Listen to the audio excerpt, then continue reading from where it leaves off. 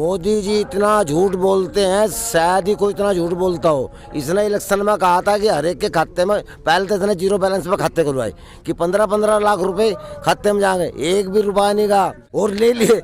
और अपना आपको कहता है कि सोशल डिस्टेंस रखो ताकि कोई आदमी हड़ताल भी ना कर सका। बाप बाप होता है बेटा और बेटा बेटा होता है। जब ये विपक्ष में थे, कांग्रेस से कहते थे कि भाई आरटीआई लगानी चाहिए कि कौन कितना चंदा दे रहा है। अब अपने ऊपर बैठ कर वही कर दिया काम। आरटीआई आप उससे पूछ नहीं सकते, आरटीआई नहीं लगा सकते। यहाँ हमारे हिंदुस्तान के नागरिक में ये फूट डालने की किसी की कोई औकात नहीं है। सारा का सारा योग कॉर्पोरेट घराने को देता जा रहा और झूठ बोलने में इतना माहिर कि पूछो ना। इतनी बैठकें हो चुकी हैं अभी तक और सब विफल रही। हाँ जी। तो आपको क्या लगता है कि कुछ हो पाएगा? अहंकारी ऐसा सरकार अपने अहंकार दिखा रही है। देश के जनमानस का एक इम्तिहान ले रही है सरकार। अगर भाई ये बहकावे में आ जाएंगे लोग, बहुत भोले लोग हैं, जैसे कि भोलेपन से आज तक भाई लोकतंत्र को चुनते आए हैं, उसी भोलेपन का ये नाजायज फायदा उठाने की कोशिश कर रही है। और ये कुछ चुनिंदा मंत्री कुछ टीवी डिबेटों पे बैठकर कृपा करके जी, मैं आपके माध्यम से बोलना चाह रहा हूँ सभी महानुभावों को, कृपा करके अपनी मर्यादा में भाई वक्तव्य करे। ये प्राइवेट बस और सरकारी बस का उदाहरण ना दे। अरे क्या तो पाकिस्तान की औकात और क्या चाइना की औकात। अरे तुम्हारे को पता नहीं है, पाकिस्तान तो हमारा बेटा है, जब मर्जी चपेट मार के पद सीधा कर ले। पाकिस्तान को बाप बाप होता है बेटा और बेटा बेटा होता है। तो भारत की तो वो खूबसूरती है, लेकिन ये 303 जो भी नुमाइंदे हैं और इन्हीं को क्यों, जिम्मेवारी इनके ऊपर है। विपक्ष वालों को तो ये कह रहे हो ये तो विपक्ष है जी, ये तो विपक्ष है जी।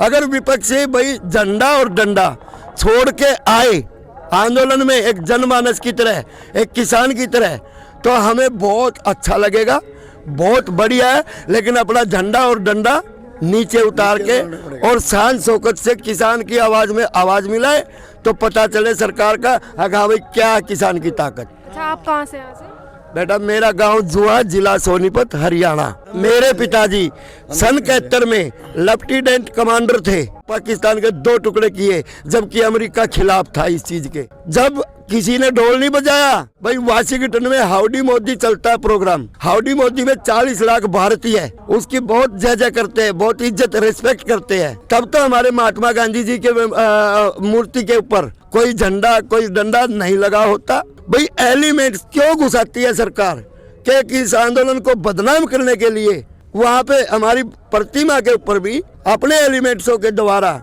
वहाँ पे झंडा लगा दिया जाता है और इसको बदनाम करने की कोशिश की जाती है। इनको यही नहीं पता खालिस्तान का मतलब क्या होता है। खालिस्तान का मतलब भी बता रहा हूँ बेटा, देसी भाषा में बता रहा हूँ, समझ में आना चाहिए सरकार की। अगर जोर जुल्म इस धरती पे अगर कोई होगा तो उस जोर जुल्म के खिलाफ आवाज उठाने वाला वो खालिस्तान होता है। यानी कि धरती के ऊपर जोर जुल्म नहीं सहा जाएगा, इसके खिलाफ आवाज उठाना ही खालिस्तान होता है। एमएसपी जो कानून है, जो कानून में तो है नहीं एमएसपी, अभी सब भाई गवर्नमेंट निर्धारित करती है मूल्य। तो हमारा मानना ये है कि भाई जैसे हमारी 2 स्टेटों में एमएसपी थी, उसको भी खत्म करने की कोशिश की जा रही है। लेकिन अब किसान जागरूक हो चुका है। भाई पूरे देश के अंदर 28 राज्य, 9 केंद्र शासित प्रदेश, सभी के अंदर एक ही कानून होना चाहिए, एमएसपी का कानून। इससे अगर कम कोई भी हमारी खरीदारी करता है जिनिस की, उसके खिलाफ supreme court, high court, judicial court, SDM court जाने का किसान का एक राइट हो। ये मेन डिमांड है बेटा किसान के। बिल्कुल मानने पर है। हिंदुस्तान टाइम्स के 29 अप्रैल 2020 के उसमें लिखा हुआ है कि इसने टॉप 50 घराने के 68,607 करोड़ रुपए माफ कर दिए। कौन कौन थे? नीरव मोदी, महल और विजय माल्या। हम लोग ये समझते थे विजय माल्या को कि वो 9 लाख रुपए लेकर, 9 लाख करोड़ रुपए लेकर लंदन भाग गया।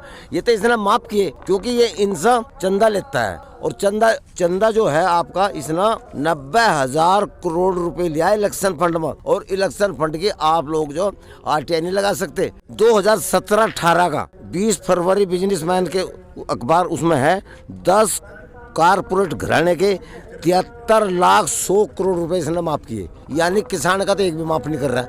अब ये 73 करोड़ ये हो गया, 68 करोड़ वो था, 68 लाख करोड़। हाँ लाख करोड़। अच्छा, उसके बाद 2018 में 71,500,000 करोड़ रुपए इसने फिर माफ कर दिया इनके कारपोरेट घराने के। ये सारा का सारा कारपोरेट घराने के लिए उसमें लगा हुआ देने के लिए। पहले इसने BSNL बेच दी। कभी भी गवर्नमेंट की कंपनी या फैक्ट्री या इंस्टीट्यूट नहीं बेचने चाहिए। ये सारा का सारा प्राइवेटाइजेशन करता जा रहा। इसने पहले BSNL बेची, उसके बाद रेलवे बेची, रेलवे बेचने लग रहा और जो थोड़ी घनी रह रही जहाज बेच दिए। इसके बाद इसने कोरोना वायरस में जून के महीने में सारे अध्यादेश लाया। अध्यादेश लाने की क्या जरूरत थी? अरे कानून बना था, डिबेट होती, वहाँ से बहस होती संसद में। अध्यादेश कर कर राष्ट्रपति से कोई किसी ने आक्रमण कर रखा था क्या? किसी देश ने इसके ऊपर जो सारा का सारा अध्यादेश लाकर फिर कानून बनाना शुरू कर रहा है। यूपी में उसने क्या नाम योगी ना यो कहते हैं कि यदि कोई हड़ताल करेगा 6 महीने की कैद होगी। यानी डरा रहा किसान, ये नहीं डरते, ये तो मरने में मारने में तुले गए। इसने बहुत गलत आदमी किसानों से पंगा ले लिया, इसे सुधरना पड़ेगा। अब ये सोच रहा कि ये तो खालिस्तान है, खालिस्तान कभी पंजाबियों में इसमें पंजाब के कहते हैं तो पंजाब के मुट्ठी भर लोग हैं, कुछ उसमें देख ला रहे। जब हम नहीं डरते, मैं तो उत्तराखंड का हूँ, यहाँ से इसमें कोई उड़ीसा का रहा, गुजरात की भी आ रहे, मैं डेली मिलता हूँ। अगर ये पंजाबियों का काम होता तो फिर हमें क्या जरूरत रहने की? यहाँ तो सारे राज्यों के आ रहा बस यूँ है। जब इलेक्शन होते हैं, जब कह देता कि पाकिस्तान ना फलानी जगह बम गिर दिया और इतने आदमी मर गए, मुझे नहीं तो दिखाओ आदमी है कहाँ। ये बाजी कर रहा है, इतना बाजी कर रहा है कि पूछो ना। हाँ ऐसा बोलता है बेटी बचाओ बेटी पढ़ाओ। जब किसान ही खत्म हो जाएंगे, जमीन खत्म हो जाएगी, कहाँ से बेटी आओगे, कहाँ से लोंडो को बहू मिलेगी? कुछ भी नहीं होने का, सारा का सारा।